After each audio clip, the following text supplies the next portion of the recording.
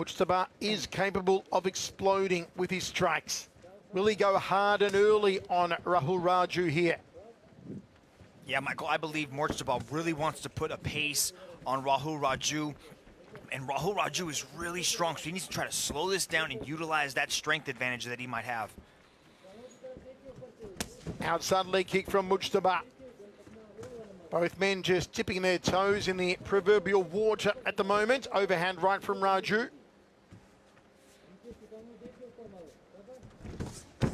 Left hook. A little too stiff on it though. Needs to loosen up some here, Mujtaba. Right hand lead to a left hook. Telegraph that one. Nice movement though from Rahul Raju. Hands a little low on Raju. Scooping body shot there. Overhand right. Gets caught. Hands were low. Got caught. And Mujtaba did what he said he'd do. Finish Rahul Raju quickly. Wow, what a right hand from Ahmed Mujtaba. Took 2.5 years out and barely lasted a minute in this matchup. Check out this right hand landed by Ahmed Mujtaba. Fully steps in. You can see Rahul Raju was swinging wildly.